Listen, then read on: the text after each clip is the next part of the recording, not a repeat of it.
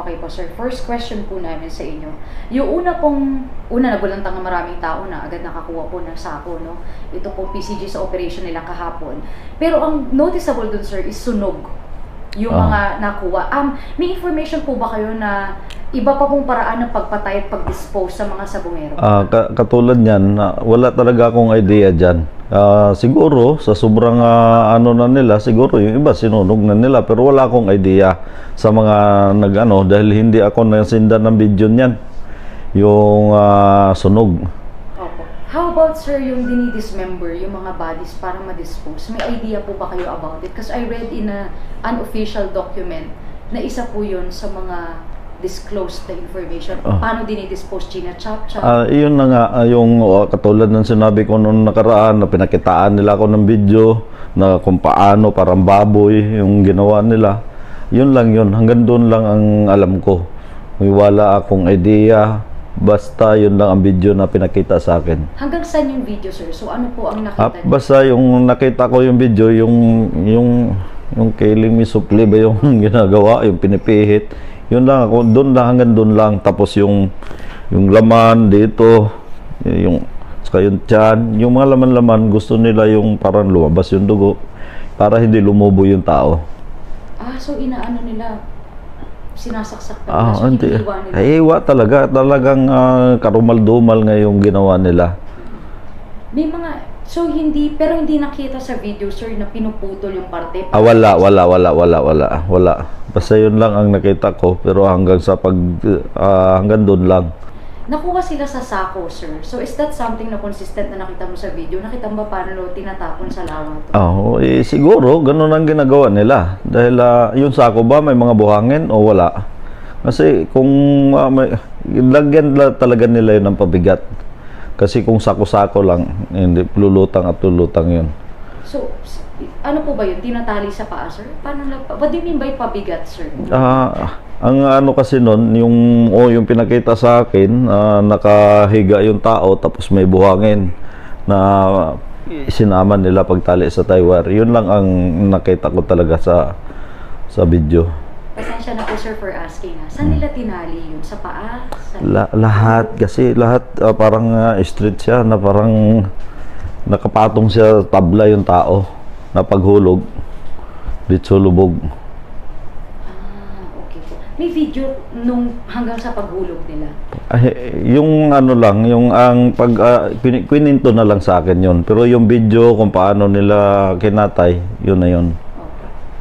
Okay. Yung kwento po sa inyo, kung paano na dinispose, anong exact na kinwento sa inyo, sir? Ayun na nga, mabilis nga kasi na pagkagawa nila yun. Yun yung kinikwento nila sa akin. Kasi kinabukasan yan, halimbawa ngayon nila dukutin. Kinabukasan yan, pupunta yan sa bahay.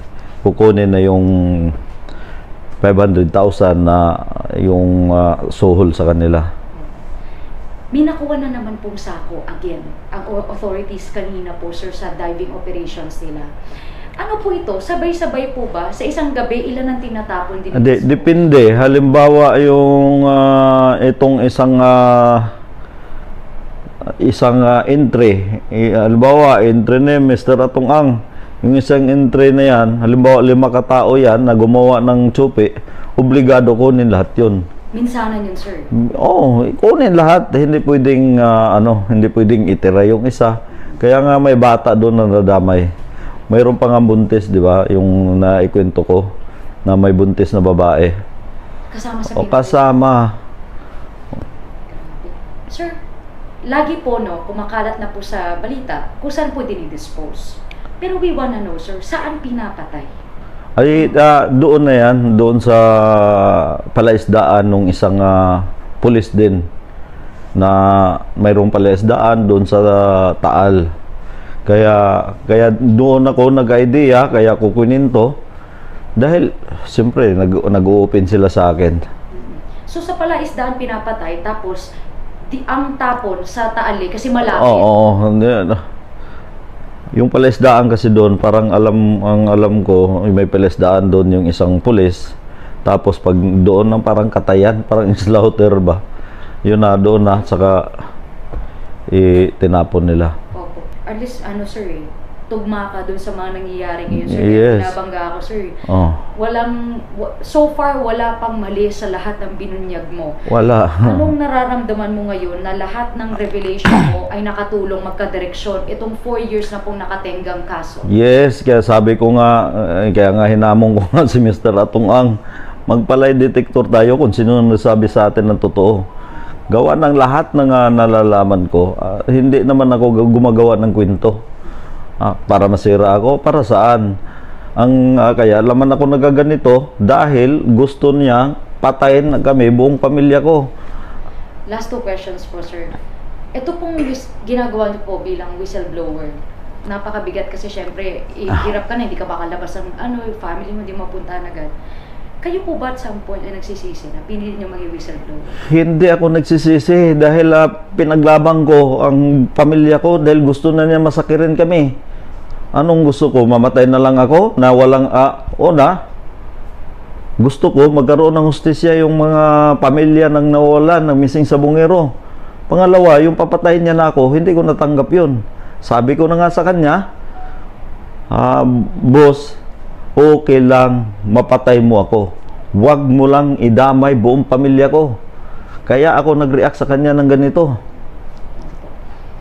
Ngayon po, sir, ay mas mahigpit na po bang seguridad? Kasi ngayon, ang dami na nangyayari. Totoo na lahat ng sinasabi mo. So, kumbaga parang, kung nakita na ng tao na hindi ka nagsisunod sa mga sinabi mo, mas marami na po bang threat kayong nararamdaman ngayon? Ako, sanay na ako sa threat na yan. Wala naman ibang magpapatay sa akin, si Mr. Atong Ang lang. Hindi naman, gobyerno, kakampi ko yung gobyerno. Para saan, di ba? Hindi ako natatakot kahit kailan. Kaya nga, sabi ko nga sa kanya na Mr. Atong Ang, kung totoo man yung sinasabi mo o nagsisinungaling ako, magpalay detector tayong dalawa. Isama mo yan si Judge Felix, magpalay detector kami. Oo, kasi sinabi niya na kung wala daw akong basihan, ngayon, mayroon akong, sa bibig mismo ni Mr. Atong Ang, sinabi niya na ang tagalakad si Judge Felix. Yung time na yun, 3 months ago, tinawagan ako niya ni Mr. Atong Ang, nung nagsabong sila sa Manila Arena, nandun si Judge Felix, nandun si Celso Salazar. Sabi sa akin, doon kausapin mo to. Magpasalamat ka. Oo, hindi ako nagsisinungaling. Kaya sabi ko, hinamon. Si Judge pong tumulong sa kaso mo? Yes, sa lahat. Gawa na nga, sinabi ko na nga na ito si Judge Felix. Magkaibigan yan, sila Celso Salazar. Sanggang dikit yan. Ngayon, ikinunik hanggang sa ang pagkamali lang ni Mr. Atong Ang, pag marami nang alam yung tao na, pinapapatay niya na. Kaya hindi ako natakot sa kanya. Alam ko kung hanggang saan ako.